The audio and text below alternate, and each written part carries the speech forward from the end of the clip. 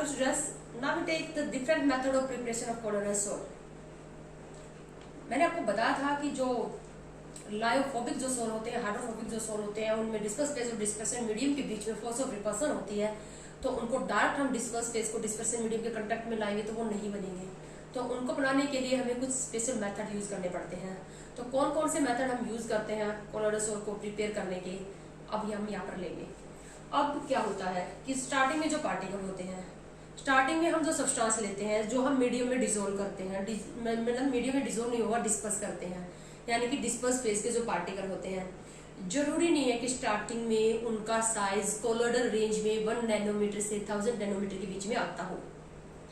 या तो जनरली क्या होगा, स्टार्टिंग में हम जो सब्सटेंस यूज करेंगे वो मैक्रोमोलिक्यूल टाइप का होगा, यानी कि बड़े बड़े साइज के पार्टिकल होंगे। ऐसे पार्टिकल का साइज जो होगा वो क्या होगा, कोलोइडल पार्टिकल की रेंज से ज्यादा बड़ा होगा। स्टार्टिंग में जो सब्सटेंस हम यूज करेंगे उनका जो साइज होगा वो कोलोइडल पार्टिकल से बड़ा होगा, यानी कि वो सस्पेंशन टाइप का होगा। 1000 नैनोमीटर से अगर ज्यादा है डिस्पर्स पार्टिकल का साइज तो वो क्या होगा, सस्पेंशन टाइप का होगा। अब सस्पेंशन को हमें किस में कन्वर्ट करना है, कोलोइडल सॉल्यूशन में कन्वर्ट करना है। तो हमें क्या करना पड़ेगा, साइज को रिड्यूस करना पड़ेगा। तो अगर पार्टिकल का साइज ऑलरेडी जो हम पार्टिकल ले रहे हैं, अगर उन डिस्पर्स पार्टिकल का साइज कोलोइडल पार्टिकल से बिगर है, लार्ज है, तो हम मेथड क्या करेंगे, अब हमें उनको क्रैश करना पड़ेगा, हमें उनको सॉर्ट करना पड़ेगा। तो हम जो मेथड यूज करेंगे वो करेंगे हम डिसइंटीग्रेशन मेथड या डिस्पर्सन मेथड। तो एक मेथड है हमारे पास डिसइंटीग्रेशन। डिसइंटीग्रेशन मेथड कब यूज करेंगे disintegration method, one size of dispersed particle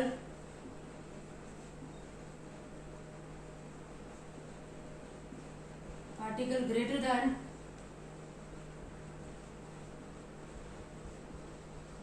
colloidal range,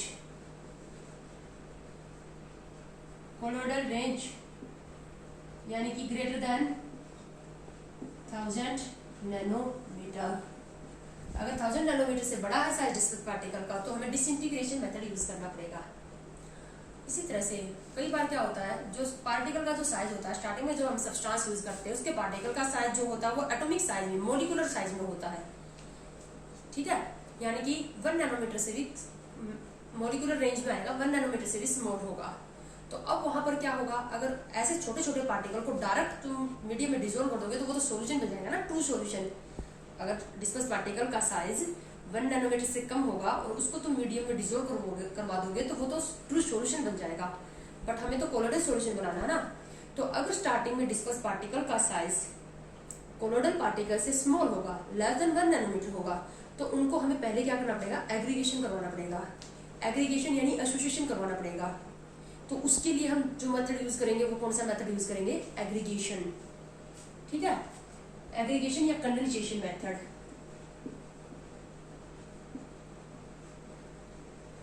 aggregation और condensation,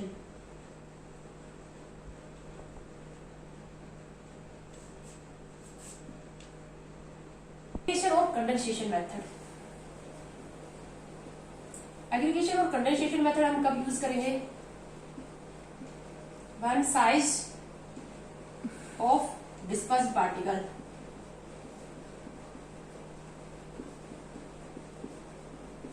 smaller than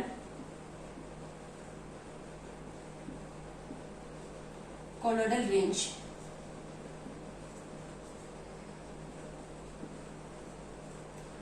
less than 1 nanometre. तो दो तरह के मेथड है, डिसइंटीग्रेशन मेथड को ही दूसरा नाम डिस्पर्सन मेथड भी दिया गया है, एग्रीगेशन या कंडेंसेशन मेथड। अब आगे क्या है, जैसे अब हमारे पास जो डिसइंटीग्रेशन मेथड है उसमें भी कौन कौन से मेथड यूज करेंगे, हमें डिसइंटीग्रेट करना है। मतलब स्टार्टिंग में हमारे पास सस्पेंशन है, कोलोइडल पार्टिकल से ज्यादा बड़े साइज के पार्टिकल हैं, हमें उनको किसी भी तरह से क्या करना, शॉर्ट साइज में कन्वर्ट करना है और मीडियम में डिसॉल्व करना है, ठीक है। तो यानी सस्पेंशन टाइप का है हमारे पास स्टार्टिंग मटेरियल और उसको हमें कोलोइड्स में कन्वर्ट करना है। तो वहां पर हम यूज करेंगे डिसइंटीग्रेशन मेथड। और अगर स्मॉल साइज के हैं, 1 नैनोमीटर से स्मॉल है, तो उनको हमें एग्रीगेशन यानी कि कंडेंसेशन करवाना है। तो इसके भी अब मेथड्स से लेंगे, कंडेंसेशन कौन कौन से तरीके से करवा सकते हैं हम, डिसइंटीग्रेशन हम कौन कौन से तरीके से करवा सकते हैं। तो अब डिसइंटीग्रेशन के हमारे पास मेथड रहेंगे और एग्रीगेशन के भी हमारे पास मेथड रहेंगे। तो सबसे पहले हम स्टार्ट करते हैं डिसइंटीग्रेशन मेथड। अब डिसइंटीग्रेशन में सबसे पहला जो मेथड है हमारे पास वो है डिसइंटीग्रेशन का, मैं इसको ए और बी का नाम दे दूं, जैसे ये ए है और एग्रीगेशन बी है। इसका फर्स्ट टाइप है डिसइंटीग्रेशन का, हमारे पास आ जाएगा मैकेनिकल डिसइंटीग्रेशन। मैकेनिकल डिसइंटीग्रेशन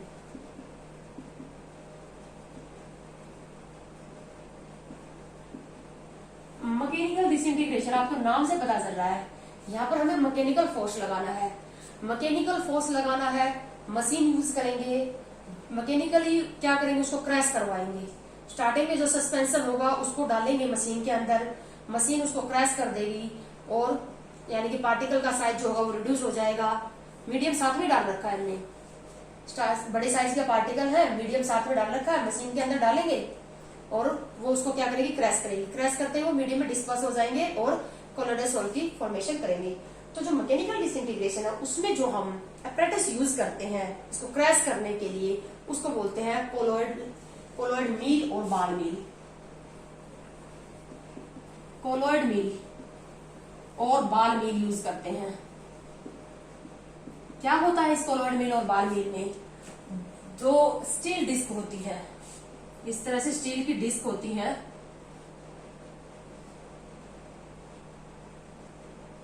एक डिस्क ये होगी और एक डिस्क ये होगी। इस तरह से ये स्टील डिस्क होंगी। ये जो स्टील डिस्क होंगी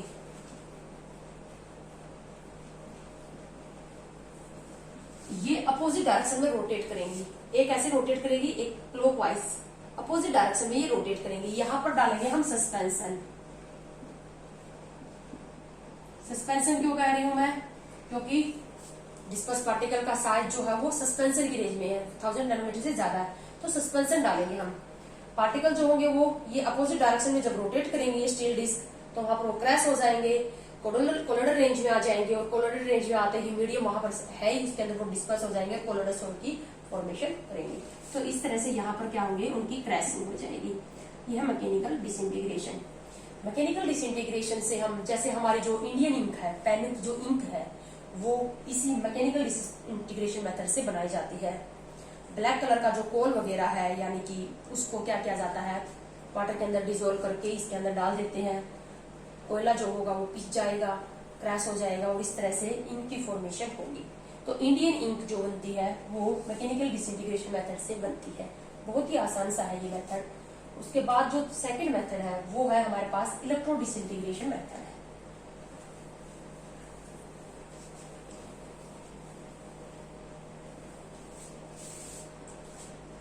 सेकंड मेथड है इलेक्ट्रो डिसइंटीग्रेशन मेथड।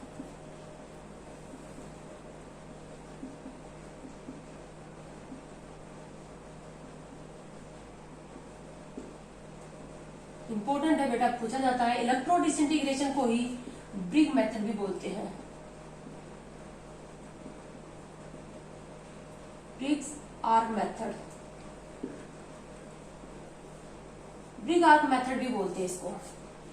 ठीक है, इसमें क्या किया जाता है इलेक्ट्रो डिसइंटीग्रेशन मेथड में, मेटल सोल इससे बनाए जाते हैं, मेटल सोल बनाए जाते हैं। जैसे कि हमने क्या करना है, गोल्ड सोल बनाना है, सिल्वर सोल बनाना है, कॉपर सोल बनाना है, किसी भी मेटल का सोल बनाना है। अब हमें पता है कि अगर हम गोल्ड के पाउडर को वाटर के अंदर डिसोल्व करेंगे तो क्या गोल्ड मेटल वाटर के अंदर घुलेगी? नहीं घुलेगी, डायरेक्ट नहीं बन सकता। क्यों? क्योंकि मेटल सोल किस टाइप का कोलोइड है, हम किस टाइप के कोलोइड की प्रिपरेशन कर रहे हैं यहाँ पर, लायोफोबिक। तो डायरेक्ट अगर हम किसी मेटल का चाहे कितना भी फाइन पाउडर बना के अगर वाटर में डिसोल्व करेंगे तो वो नहीं बनेगा ना, सेपरेट हो जाएगा, सेटल डाउन हो जाएगा। हमें क्या करना, डिस्कस करके रखना है।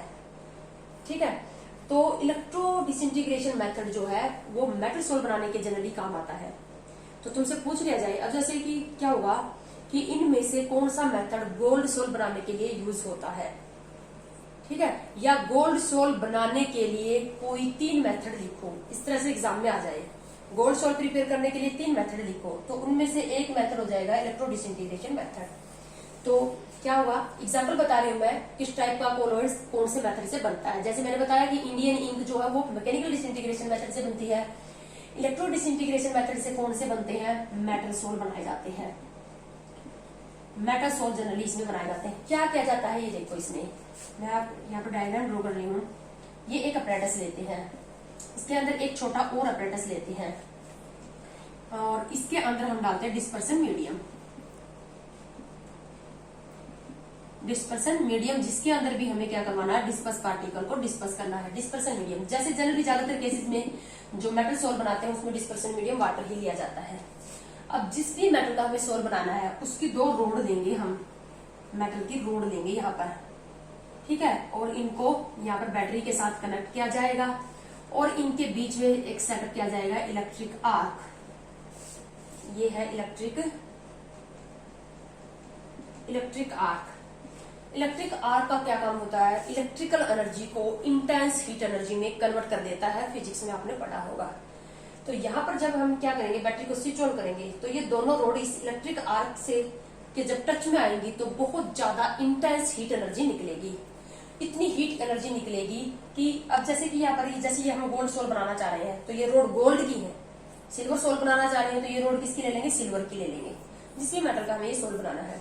तो हीट एनर्जी इतनी ज्यादा निकलेगी कि यहाँ पर जो मेटल के जो एटम्स हो जाएंगे ना, एटोमाइजेशन हो जाएगा। एटोमाइजेशन यानी कि एटम सेपरेट हो जाएंगे। इतनी हीट एनर्जी निकलेगी कि रोड के अंदर से जो एटम्स होंगे वो सेपरेट हो जाएंगे।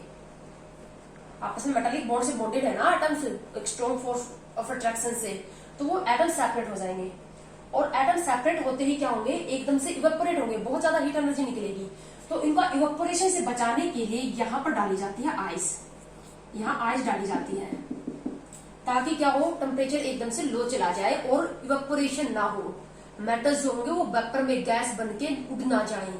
ठीक है, तो क्या होगा, एटम्स बनेंगे, एटम सेपरेट हो जाएंगे और सेपरेट होते ही वहां पर क्या होगा, ये जो मीडियम होगा इसके अंदर वो डिस्पर्स हो जाएंगे। ठीक है, तो इस तरह से बनता है ये electro disintegration method, regard method. ये मैंने आपको बता दी, इसकी डिटेल आप लिख लोगे क्या क्या किया जाता है इसमें। ठीक है, तो उसके बाद अब हमारे पास जो मेथड है, हमारे पास बहुत ही इंपॉर्टेंट मेथड है इस यूनिट का, बहुत ही इंपॉर्टेंट टॉपिक मैं आपको कहूंगी, पेप्टाइजेशन मेथड। थर्ड मेथड क्या है, पेप्टाइजेशन मेथड। ये भी बहुत इंपॉर्टेंट है। तो पेप्टाइजेशन मेथड में क्या होता है,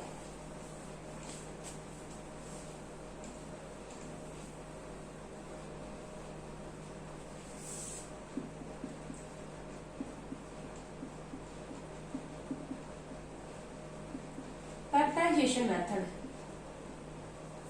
इस पेप्टाइजेशन मेथड में डायरेक्ट तुमसे पूछ लेंगे डिफाइन पेप्टाइजेशन, पेप्टाइजेशन को डिफाइन करो या पेप्टाइजेशन मेथड की डिटेल लिखो। क्या होता है पेप्टाइजेशन मेथड, अभी मैंने आपको बताया था कि जो लायोफोबिक कॉलर्स होते हैं, लायोफोबिक कॉलर्स को प्रिपेयर करने के ही मेथड हम पढ़ रहे हैं। लायोफोबिक कॉलर्स में क्या होता है, डिस्पर्स फेज और डिस्पर्सन मीडियम के बीच में रिपल्सन रहती है, इसलिए जो डिस्पर्स पार्टिकल होंगे वो इकट्ठे हो जाएंगे और सेटल डाउन हो जाएंगे, यानी कि कोएगुलेट हो जाएंगे, यानी कि प्रेसिपिटेट बना देंगे। अब जैसे कि फेरिक हाइड्रोक्साइड का हमने सोल बना दिया, हमने क्या किया, फेरिक हाइड्रोक्साइड का सोल कैसे बनता है वो हम कंडेंसेशन मेथड में लेंगे। तो फेरिक हाइड्रोक्साइड का सोल बना के हमने रख दिया। अब फेरिक हाइड्रोक्साइड के जो मॉलिक्यूल होंगे वो बहुत सारे मॉलिक्यूल क्या होंगे, इकट्ठे होने स्टार्ट हो जाएंगे, एग्रीगेशन करेंगे। एग्रीगेशन करते ही क्या होंगे, हैवी होंगे, और हैवी होते ही क्या होंगे, सेटल डाउन। इस सेटल डाउन होने की प्रोसेस को हम कोएगुलेशन या प्रेसिपिटेशन बोलते हैं। ठीक है, अब प्रेसिपिटेट में कन्वर्ट हो गया, हमने कोलोइडल सोल को रखा था और हमने देखा कि वहां पर क्या हो गए, पार्टिकल एग्रीगेट हो गए, किस में कन्वर्ट हो गए, पीपीटी में, पेप्टाइड प्रेसिपिटेट में कन्वर्ट हो गए। ऊपर रह जाएगा मीडियम, नीचे सेटल डाउन हो जाएंगे डिस्पर्स पार्टिकल। तो अब ये क्या कोलोइडल सोल रहा, नहीं रहा ना। तो अब ये क्या है, ये जो फ्रेशली प्रीपेयर्ड प्रेसिपिटेट है, ऐसा नहीं है कि 1 साल पहले बने थे ये पीपीटी, अब इनको ही हम वापस कोलोइडल सोल में कन्वर्ट कर ले। जो फ्रेशली प्रीपेयर्ड प्रेसिपिटेट है, अभी मैं पेप्टाइजेशन को पहले समझा रही हूँ फिर डिफाइन करूंगी। जो फ्रेशली प्रीपेयर्ड जो प्रेसिपिटेट है उनको वापस कोलोइडल सोल में कन्वर्ट करने की प्रोसेस जो है वही पेप्टाइजेशन कहलाती है। और ऐसा नहीं है, कैसे होंगे ये, जो फ्रेशली प्रीपेयर्ड पीपीटी होंगे उनमें एक सूटेबल इलेक्ट्रोलाइट ऐड करेंगे, एक सूटेबल इलेक्ट्रोलाइट ऐड करना पड़ेगा हमें।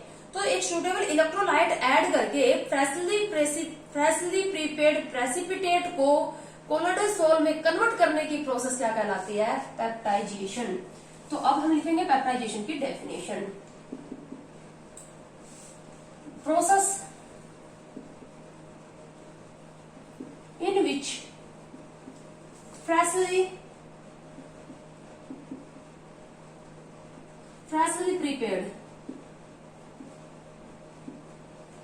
freshly prepared precipitate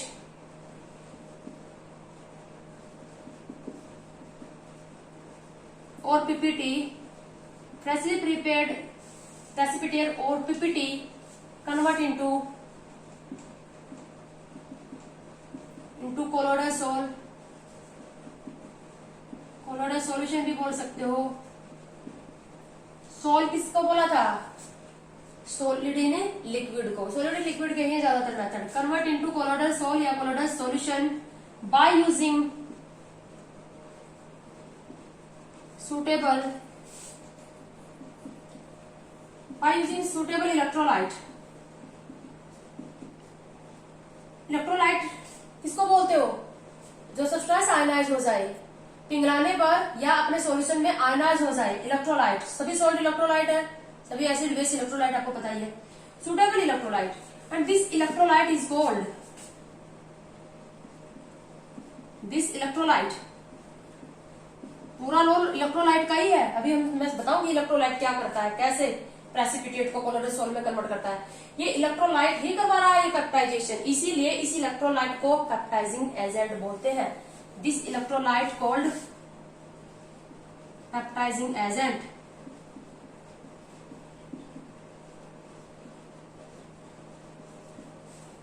ठीक है, पेप्टाइजिंग एजेंट कहलाता है। पहले एग्जांपल, उसके बाद क्या करता है ये इलेक्ट्रोलाइट, क्या करता है कि फ्रेशली प्रेसिपिटेट को वापस कोलोइडल सोल में कन्वर्ट कर देगा।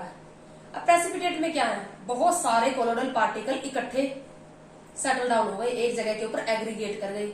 अगर उनको किसी मेथड से, किसी वजह से अगर कोई ऐसी मतलब क्या ऐसा किया जाए कि वो सेपरेट हो जाए, सेपरेट होते ही वो वापस मीडियम में डिस्पर्स हो जाएंगे और कोलोइडल सोल की फॉर्मेशन हो जाएगी। तो इलेक्ट्रोलाइट यही काम करेगा। इलेक्ट्रोलाइट क्या करेगा, जो डिस्पर्स पार्टिकल होंगे उनको सेपरेट कर देगा।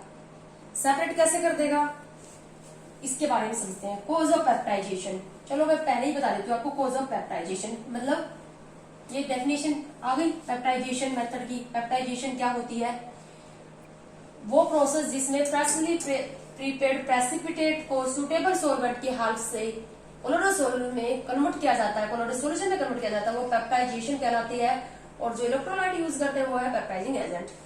अब क्या कारण है, क्यों हो जाती है पेप्टाइजेशन, यानी कि ये फ्रेशली प्रीपेड प्रेसिपिटेट जो है ये कोलोइडल सोल में कन्वर्ट कैसे हो जाते हैं, क्या कारण है?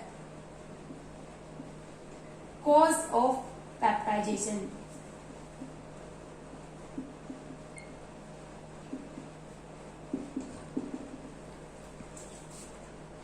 एग्जाम्पल देखो, हमारे पास क्या है, फेरिक हाइड्रोक्साइड का सोल है। फेरिक हाइड्रोक्साइड के बहुत सारे पार्टिकल जो है वो इकट्ठे हो गए। तो मैं फेरिक हाइड्रोक्साइड के सोल को ऐसे लिख दूं, बड़ा सा पार्टिकल लिख दूं, ये फेरिक हाइड्रोक्साइड का पीपीटी है हमारे पास। मतलब बहुत सारे फेरिक हाइड्रोक्साइड मॉलिक्यूल यहाँ पर इकट्ठे हो गए।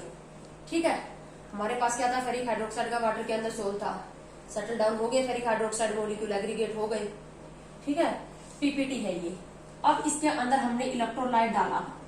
जनरली जो हम इलेक्ट्रोलाइट, सुटेबल इलेक्ट्रोलाइट मैंने बोला, सुटेबल इलेक्ट्रोलाइट जनरली हम वो इलेक्ट्रोलाइट यूज करते हैं जिसमें एक कम से कम एक आयन कॉमन हो।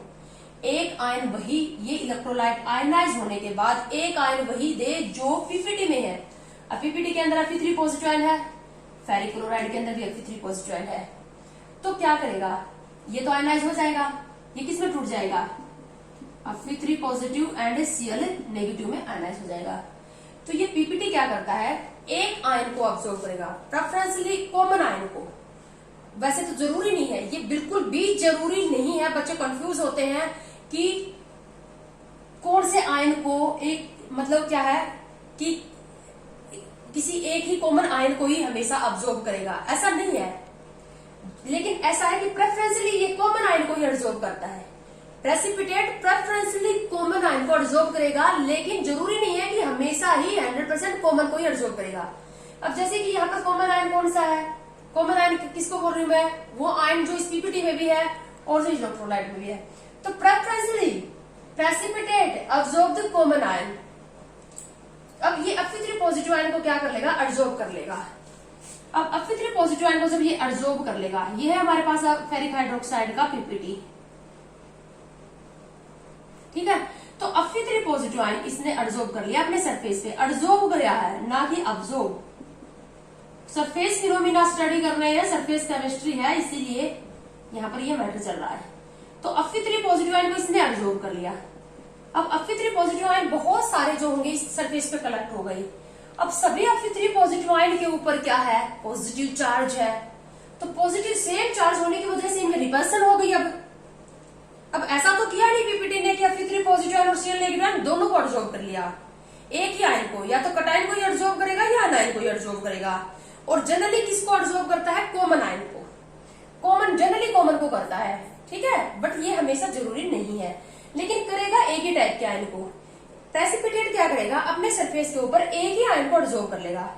अगर कटायन को अब्सॉर्ब करेगा तो इसके ऊपर पॉजिटिव चार्ज हो जाएगा, अगर नेगेटिव अनायन को अब्सॉर्ब करेगा तो नेगेटिव। लेकिन क्या होगा, सेम चार्जेस के बीच में रिपल्सन होने स्टार्ट हो जाएगी। Fe3 पॉजिटिव आयन के बीच में रिपल्सन होने स्टार्ट हो गई।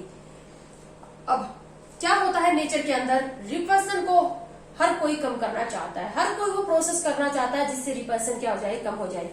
तो रिपल्सन को कम कैसे किया जाए, जब ये सेपरेट हो जाए। अब अलोन Fe3 पॉजिटिव आयन तो सेपरेट होंगे नहीं, क्या होगा, फेरिक हाइड्रोक्साइड के मॉलिक्यूल को साथ लेके ये सेपरेट हो जाएंगे।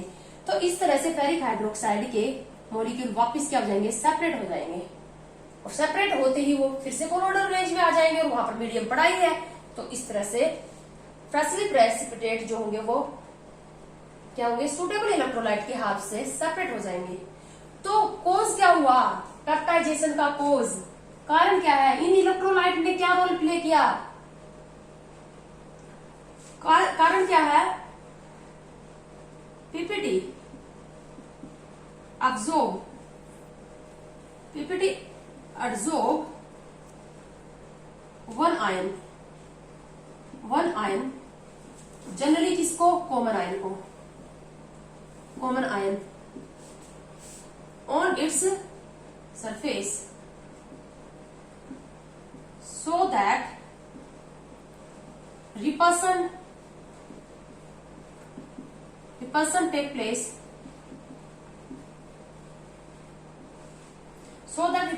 place, and to overcome repulsion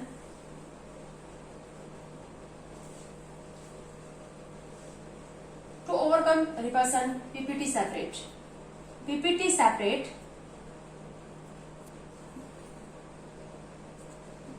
separate to form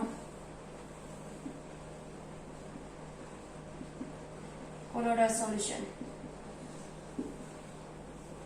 अगर हम इलेक्ट्रोलाइट नहीं डालते तो प्रेसिपिटेट आयन को अब्सॉर्ब करते नहीं, आयन को अब्सॉर्ब नहीं करते तो रिपल्सन नहीं होती, और रिपल्सन नहीं होती तो ये पीपीटी सेपरेट नहीं होते, ठीक है। तो ये है पेप्टाइजेशन मेथड।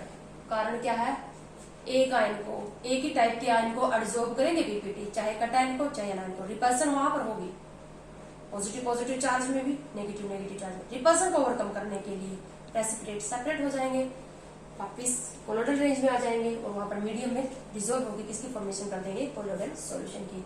अच्छा, ये जो फेरिक हाइड्रोक्साइड का जो सोल है ये किस कलर का बनेगा, ब्राउन कलर का। पता है ना, फेरिक Fe3 पॉजिटिव आयन किस कलर का होता है, ब्राउन कलर का, रेडिश ब्राउन कलर का सोल तैयार हो जाएगा, ठीक है। बहुत ही इंपॉर्टेंट एग्जाम्पल है, आपकी बुक में भी दिया होगा। इसी तरह से और एग्जाम्पल बताती हूँ मैं आपको पेप्टाइजेशन के।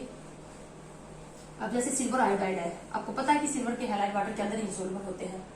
तो सिल्वर हैलाइड आयोडाइड का जो सोल है वो प्रेसिपिटेट में कन्वर्ट हो गया, अब इसका पीपीटी बन गया। तो पीपीटी बन गया तो इसके अंदर जो इलेक्ट्रोलाइट डालेंगे, या तो पोटासियम आयोडाइड डालते हैं या फिर AgNO3 डालते हैं, सिल्वर नाइट्रेट डालते हैं। अगर पोटासियम आयोडाइड डालेंगे तो पोटासियम आयोडाइड के अंदर कॉमन आयन कौन है, आयोडाइड आयन। तो फिर तो ये क्या करेगा, आयोडाइड आयन को अब्सॉर्ब कर लेगा। ये पीपीटी अपने ऊपर क्या कर लेगा, आयोडाइड आयन को अब्सॉर्ब कर लेंगे, ठीक है।